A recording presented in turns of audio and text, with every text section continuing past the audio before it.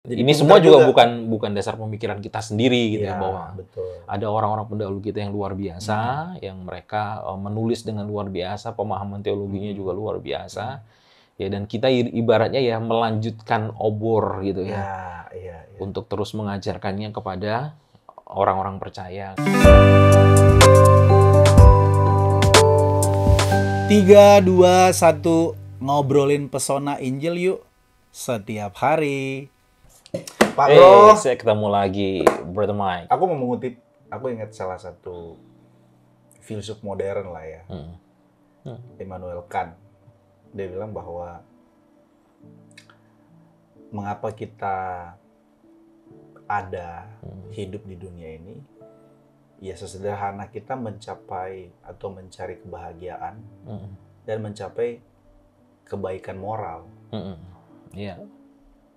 Ini Immanuel Kant yang filsuf yang notabene dia bertuhan pun masih di ranah idealisme, di ranah konseptual. Iya, sehingga pernyataannya tadi sangat humanis ya. Sangat humanis. Manusiawi Makanya sekali, dia disebut sebagai filsuf humanis juga. Iya, betul. Salah satunya juga si Erich Fromm ya. Erich Fromm itu dia punya dia hampir sama dengan Dasein-nya si Heidegger ya. Erich Fromm itu bilang bahwa tujuan mengapa kita ada di dunia ini ya kebebasan, freedom. Freedom. Jadi mencari makna itu dari kebebasan. Kebebasan. Kita bisa menemukan makna dari kebebasan itu. Kesadaran diri. Jadi tujuan hidup seseorang itu bagi Erich Fromm adalah ketika dia awareness, self-awareness pada dirinya, lalu dia bebas dalam segala hal.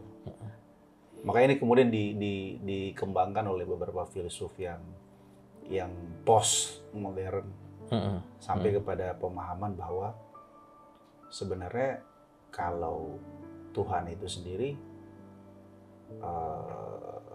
sendiri adalah proyeksi dari pemikiran kita yang terpenjara sebenarnya. Iya. Jadi pandangan itu mau keluar gitu ya dari kotak pemikiran itu, sehingga ingin keluar mencapai. Betul. Ya. Jadi kalau kita mau bebas dan mencapai tujuan hidup yang ultimat, ya kita harus membebaskan diri dari istilahnya konstruksi sosial tentang agama, tentang Tuhan, tentang karena itu membelenggu harus keluar dari itu, bebas dari itu semua. Itu yang membuat kita jadi nggak menemukan tujuan hidup ini. Ya karena kita jadi bergerak random kan. Ya, jadi kita pikir apa yang kita sedang upayakan, entah itu keberhasilan kah, relasi kah, itu akan membuat kita bahagia ya. Tadi kan tujuannya kebahagiaan. Dan ya memang kalau kita bicara tujuan hidup itu memang akhir-akhir ini saya memikirkan itu juga. Dia apa ya tujuan hidup ini? Jadi tadi ya kalau kita kaitkan dengan yang Natal, datangnya kok cuma pas Natal, sebetulnya apa yang mereka cari kan? Apa yang mereka sedang perjuangkan di dalam hidup mereka dan yang mereka sedang tuju ingin mereka raih gitu dengan itu semua. Jangan-jangan nih gitu ya ujung-ujungnya ya kita akhirnya menemukan kehampaan, menemukan kekecewaan karena ternyata yang kita pikir kita tuju, tapi ternyata tujuannya itu tidak ada di sana gitu. Entahkah apakah kebahagiaan tadi, kesuksesan tadi, gitu. Dan ya itulah kenyataan yang ada. Kalau mengacu ke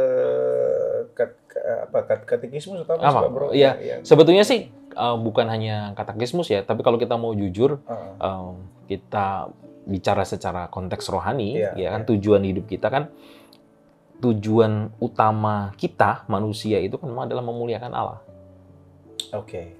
Memuliakan Allah dan bagi para pemikir free thinker dan para pemikir kita katakan filsuf lah, itu absurd karena menurut mereka Allah sendiri kan juga Allah itu mulai mereka Allah pun mereka masih pertanyakan kan.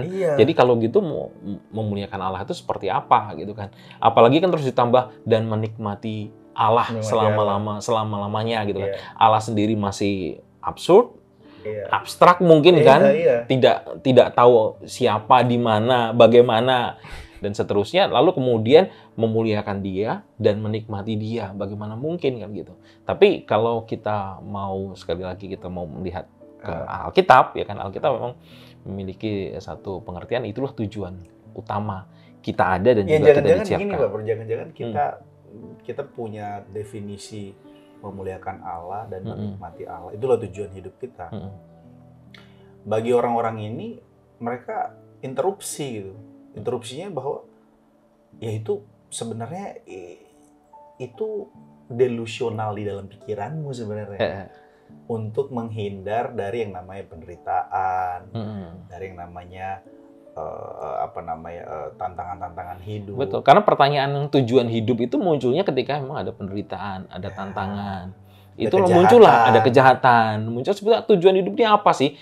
Kalau ternyata tujuan hidup tadi kan memuliakan Allah dan kemudian menikmati Allah, kenapa aku sakit kan gitu? Kenapa aku susah? Kenapa ada perang?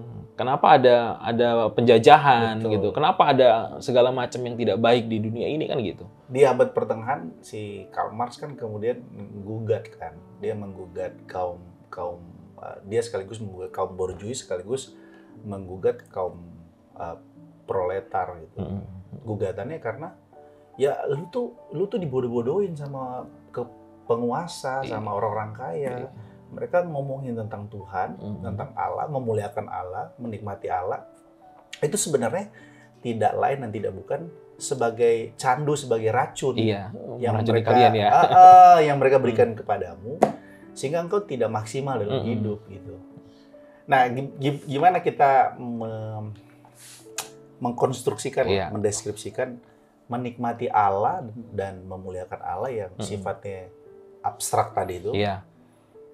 Sampai kepada maksudnya konstruksinya itu seperti apa, Pak Bro? Jadi kita meriletkan gini ya, dengan bahwa kita itu adalah makhluk penyembah.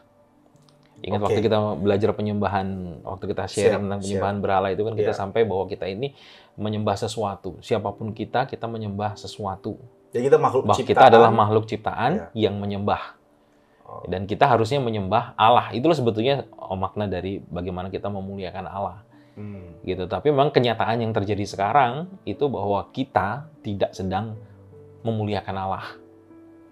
Dan itu terjadi karena dosa tentunya. Nah, kalau misalnya saya kutip nih, Tim Keller pernah nulis dalam bukunya Making Sense of God. Oh, itu buku yang bagus. Kita sangat merekomendasi untuk Making Sense of God. Orang percaya di seluruh dunia, bahkan itu yang percaya untuk Tuhan yang skeptis juga. Gitu. Untuk yang skeptis, yang merasa bahwa Tuhan itu nggak ada. Kita merekomendasikan bukunya Tim Keller. Bro, mungkin bisa lu cari kali bro di sini. Making Sense of God. Making Sense of God. Dia menulis begini, hanya ketika kita mengorientasikan hidup kita kepada sesuatu yang lebih besar dari diri kita sendiri, yaitu kepada Allah, kita menemukan makna sejati. Jadi pada sesuatu yang lebih besar. Kalau kata anak Gen Z sekarang tuh, iya lagi. Iya kan? Keren lagi. Jadi kalau kita mengorientasikan, boleh ulang sekali lagi. Itu bagus. Jadi hanya ketika kita mengorientasikan hidup kita kepada sesuatu yang lebih besar, orientasi hidup kita kepada sesuatu yang lebih besar dari diri kita sendiri, yaitu Tim Keller menambahkan apostrof gitu kepada Allah, kita menemukan makna yang sejati. Nah, cuma memang kan kita tidak mengorientasikan diri kita kepada sesuatu yang lebih besar dari kita, atau bahkan kita pikir kitalah yang lebih besar daripada Allah dan bukan kepada Allah. Di beberapa kesempatan di chapter-chapter sebelumnya, aku sudah bahas sama lead pastor sama Pak Judika terkait dengan mengarahkan hati gitu.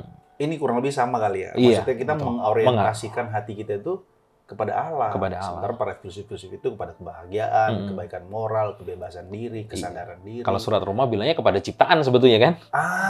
Kepada ciptaan yang seharusnya kepada pencipta, kita mengorientasikan diri kita kepada ciptaan. Justru menganggap ciptaan itu sebagai satu hal yang ultimate, yang tertinggi, yang terindah, yang kita dambakan. Gitu, dan inilah kerusakan itu. Tujuan hidup manusia itu memang rusak oleh karena dosa. Jadi sebelumnya Ada mau ditambahkan nggak dari definisi ini? Sebelum aku mau gali lebih dalam. Iya. Jadi di dalam pemahaman ini kita perlu melihat kembali sebenarnya. Jadi mengapa Allah itu menjadi satu orientasi hidup yang sejati, yang bisa memberikan makna kita yang sejati juga untuk hidup kita. Yeah. Nah, satu hal penyebabnya tentunya karena kita diciptakan menurut gambar Dia. Celem Demo. Menurut gambarnya kita diciptakan oleh. Nah, itulah yang membuat kita memiliki longing lah, memiliki kerinduan untuk itu. Memiliki kerinduan sebetulnya untuk mengejar itu, tetapi kita mengejar kepada sesuatu yang salah. Orientasi kita salah. Gitu. Atau kalau kita mau bicara cinta kita itu menjadi tidak teratur, tidak terarah kepada sesuatu yang benar. Agustinus nih. Iya, cinta kita kepada sesuatu yang melenceng dari itu, dari rancangan itu, dari rancangan semula itu. Oke. Kalau seperti ini ya konstruksinya Pak Bro. Maksudnya konstruksi berpikirnya. Tadi kita mulai dengan penciptaan kan. Kalau nggak salah kita sudah belajar tentang story of the gospel. Iya, betul. Nah, teori cerita tentang Injil, ya? Cerita Injil, teori tentang penciptaan itu kan juga banyak digugat kan. Maksudnya, iya kalian bicara tentang Salem Demut karena basis penalaran kalian Alkitab, penciptaan gitu.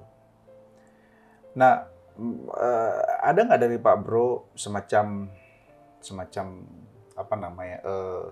Narasi Injil itu dalam kesempatan kita ini, Pak Bro bisa jelaskan nggak sampai pada akhirnya tiba kepada kesimpulan tadi, kan kesimpulan memuliakan tujuan hidup, memuliakan Allah dan menikmati Allah itu kan tidak sesimpel itu sebenarnya. Kan? Itu kan pasti berangkat dari satu analisis teologis yang panjang.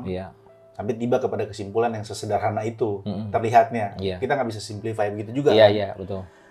Artinya kita bisa ajarin ke jemaat atau mengedukasi jemaat ketika dia menyadari bahwa hidupnya ini memuliakan Tuhan dan menikmati Allah. Dia mesti tahu nih secara pengetahuan. Cerita of the gospel itu kalau kata Rasul Petrus, tambahkan kepada imanmu kebajikan, kepada kebajikanmu pengetahuan. Kalau kata Amsal, ya buat apa kamu rajin, kamu semangat, modal semangat, tapi nggak ada pengetahuan. Ada orang yang, pelayanan ini luar biasa, hebat, tapi pengetahuannya tentang story of the gospel itu nggak utuh, nggak lengkap. Nah, mungkin di kesempatan ini, dirimu bisa deskripsi itu satu-satu, Pak. Oke, siap. Nanti aku coba gali kulik satu-satu. Oke, jadi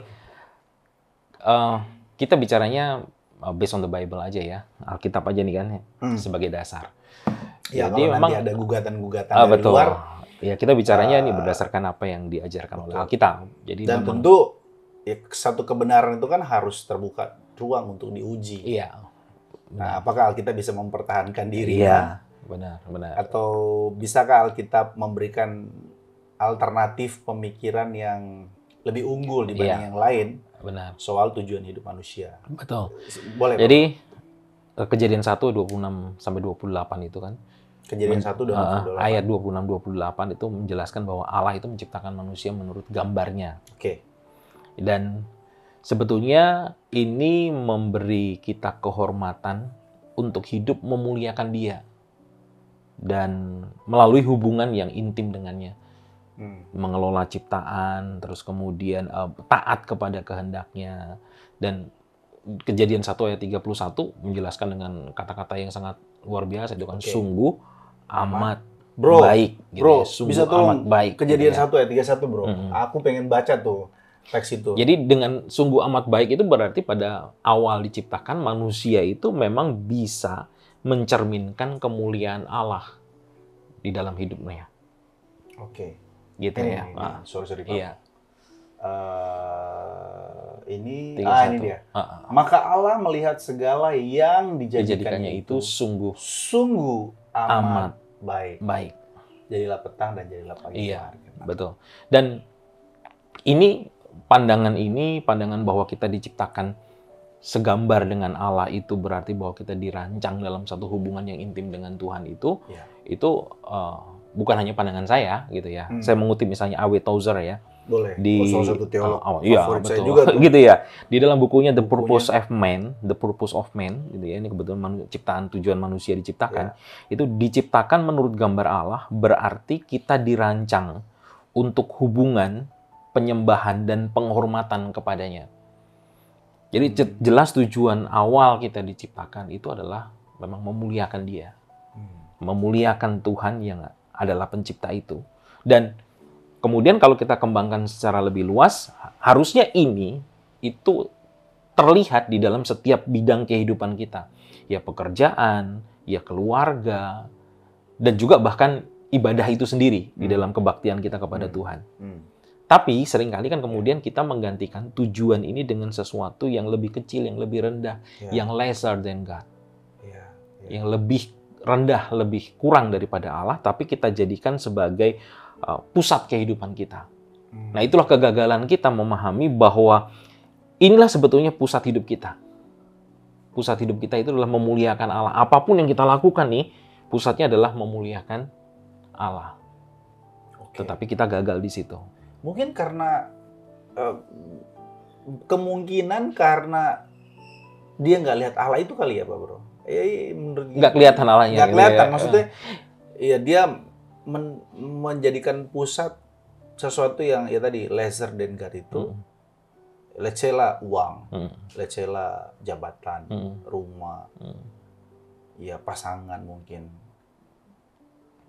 Itu kelihatan. Kelihatan, iya. Makanya kelihatan dan bisa menarik. Makanya kalau kata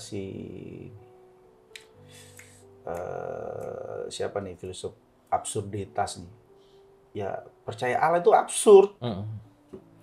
Lebih jelas percaya yang kelihatan. Kan gitu kan. Nah itu kan memang sangat kontras dengan kekristenan kan. Berbahagialah kamu yang percaya tetapi tidak melihat kan. Iya. Bahkan kan kalau kita masuk ke ranah orang percaya, ada juga iman jasmani. Benar-benar percaya sama Tuhan kalau udah lihat. Iya, betul. Bahkan kau akan melihat, kalau kau percaya sama Tuhan, kau akan melihat bagaimana Dia bekerja, gitu kan. Dan dipikirnya pekerjaan Allah itu ya lewat sesuatu yang dahsyat terjadi dalam hidupnya. Ketika dia mengalami terobosan, mengalami pemulihan gitu ya, yang di sini dan sekarang ini kan gitu. Itu konsep filosofis juga kan. Pemulihan ekonomi misalnya, dari yang nggak bangkrut jadi yang bangkrut jadi sukses, dikembalikan berlipat kali ganda itu kesuksesannya. Dari yang miskin itu yang menarik buat dunia memang, yang kelihatan itu seperti itu. Padahal kalau kita bicara dari awal ya, ketika kita bicara tentang Allah gitu ya, Allah itu adalah Allah persekutuan juga kan, Allah yang berkomunitas gitu ya, Allah yang berelasi. Ketika Dia menciptakan manusia pun Dia berelasi dengan manusia, bersekutu dengan manusia, itu tujuannya kan. Tapi manusia cenderung untuk menikmati dirinya sendiri. Nah, itulah karena kejatuhan manusia dalam dosa. Manusia jadi konstruksinya itu dimulai dari penciptaan. Dari ciptaan, ya. Jadi kita bicara tujuan, maka ketika Allah menciptakan alam semesta ini, Allah sudah punya tujuan untuk manusia. Grand design, blueprint, gitu-gitu. Betul. Jadi sebenarnya kita harus memulai dengan siapa aku ini ya? Aku ini adalah ciptaan. Aku ciptaan, Allah punya Allah yang menciptakan aku. Allah yang menciptakan, aku segambar dan serupa dengan aku segambar dengan Allah dengan tujuan Dia punya relasi denganku, dan aku apapun yang kulakukan memuliakan Dia. Itu tujuan. Dia harus menjadi pusat dari segala sesuatu. Dia pusat dari segala sesuatu yang aku lakukan. Baik di pekerjaan, di pernikahan, di keluarga, di manapun itu. Betul. Bahwa ya memuliakan itu kan dari kata mulia itu artinya menempatkan lebih tinggi ya, lebih tinggi dari. Menempatkan Allah itu lebih dari segala sesuatu. Nah, apa yang terjadi setelah kejatuhan? Setelah kejatuhan. Maksudnya setelah penciptaan? Saya mengutip ini aja. Boleh. Kata-kata dari J.C. Ryle ini luar biasa. J.C. Ryle. Dalam bukunya Holiness sekarang. Dia bilang begini, Dosa adalah pelanggaran terhadap tujuan Allah bagi kita. Sorry Pak Bro, Jadi, sebelum dirimu, aku minta ulang lagi. Iya. Bro, bisa minta tolong cari di googling biar supaya jemaat kita juga dia bisa, oh ini bukunya, biar dia Tak bisa. selalu dapat. Tak selalu dapat Tapi ada. Tak selalu bisa dapat benar-benar covernya. Kayak tadi kan Making Sense of God Making ada. Sense of God itu banyak ada. ya. Jadi kita juga sekaligus. Tapi kalau buku-buku lama tak selalu ada. Sekaligus kita mengedukasi jemaat supaya jemaat juga tahu orang-orang ini tuh sebenarnya nggak ngomong asal ngomong juga. Kita juga punya literasi, kita juga belajar gitu. Kita supaya jemaat juga.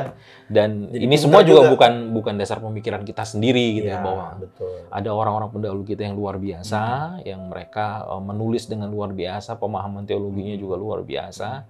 Ya, dan kita ibaratnya ya melanjutkan obor gitu ya. Untuk terus mengajarkannya kepada orang-orang percaya, kepada saudara-saudara kita. Soalnya yang ada. Indonesia itu negara kedua paling malas baca buku. Gitu ya. Nah, itu pergumulan kita gitu ya. Mungkin next kita akan bisa buat juga satu program di mana kita summary buku gitu, buku Kristen yang menarik. Kita bisa summary. Benar, jadi satu program yang luar biasa itu, iya. Iya nggak sih, aku jadi terinspirasi bahwa ya udah kita kasih tahu dalam buku ini, misalnya bukunya siapa, katakanlah James Millard, iya. Teologi Kristen, kita bisa summary-kan itu. Terus benar. Nanti jemaat yang bisa baca di rumah. Apa tadi bukunya? Belum ada program itu sepertinya. Iya. Yang model buku, kemudian kita bahas buku itu gitu ya secara. Aku udah pernah lihat di siapa ya, orang luar sih. Jadi dia. Kalau luar banyak. Orang luar ya. Tapi jadi kalau dia di khusus Indonesia, semua buku-buku yang menurut dia menarik, buku-buku teologi yang menarik, dia bahas tuh. Dan dia bisa summary-kan buku itu. Tentu dia udah baca semua. Iya. Itu menarik, benar. Sorry, Bro. J.C. Ryle tadi. Holiness, buku judulnya. Holiness, bro. Jadi J.C. Ryle, Holiness. Ntar kalau nggak ada saya carikan. Dosa adalah pelanggaran terhadap tujuan Allah bagi kita. Jadi clear, bold dia bilang. Ketika kita memilih jalan kita sendiri daripada jalannya. Jadi dia kan punya tujuan nih. Aku menciptakan manusia dengan gambar dan rupaku gitu. Ada tujuannya kan, nggak sembarangan. Ya udahlah iseng-iseng lah, daripada ini kuciptakanlah sesuai dengan gambar dan rupaku gitu ya. Enggak lah, sesuai dengan gambar Allah, manusia diciptakan dengan tujuan yang jelas. Tetapi manusia memilih jalannya sendiri. Dan itulah dosa. Nah, ketika dosa ini menguasai kita, maka hubungan kita dengan Allah, hubungan kita dengan sesama menjadi rusak. Nah, kalau kita bicara dalam konteks keluarga kan, dosa itu muncul dalam bentuk apa? Egoisme dengan kita dengan pasangan. Kadang kita orang tua ini kan juga egois dengan anak-anak kan. Kita juga cari menang sendiri, pengen benar sendiri juga. Ya kan, konflik di tengah-tengah keluarga itu semua wujud dari tujuan yang sudah menyimpang kan. Jadi karena mencari tujuannya sendiri, maka terjadilah konflik itu, gitu ya. Karena kalau kita pikir, tujuan kita keluarga kita memuliakan Allah nih, gitu ya. Yuk bagaimana keluarga kita memuliakan Allah? Pasti harmonis kan?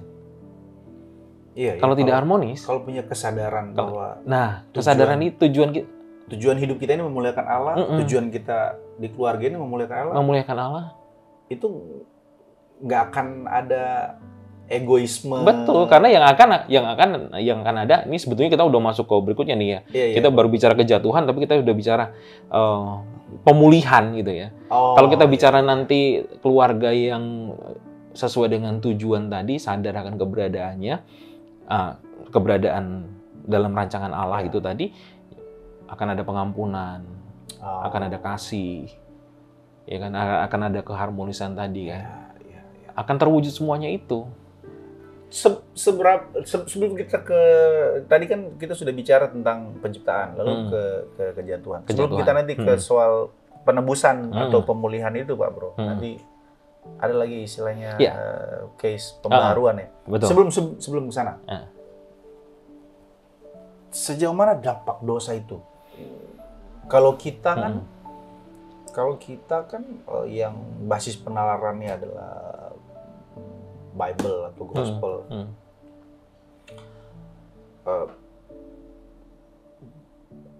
good news itu kan tidak akan begitu beautiful. Betul. Kalau kita nggak tahu bad newsnya ya. Nah, tapi bad newsnya itu bagi orang-orang yang tidak percaya Yesus dan bahkan bagi orang Kristen yang nggak sungguh-sungguh mendalami knowing God, dia akan melihat dosa itu sebagai sesuatu hal yang, ya kalau bahasa orang-orang Kristen yang progresif, progresif dalam pengertian Kristen progresif, mereka memandang dosa itu sesuatu hal yang, yaitu ya kalau bahasa MacArthur, itu kayak orang sakit aja sebenarnya, bukan sesuatu yang mengerikan. Bukan sesuatu yang seperti bom atom, gitu, sesuatu yang bahaya gitu.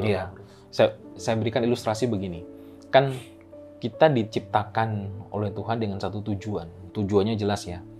Engkau kuciptakan untuk memuliakan aku, dan aku mau menikmati keindahan ini, kebersamaan ini denganmu selama-lamanya gitu ya.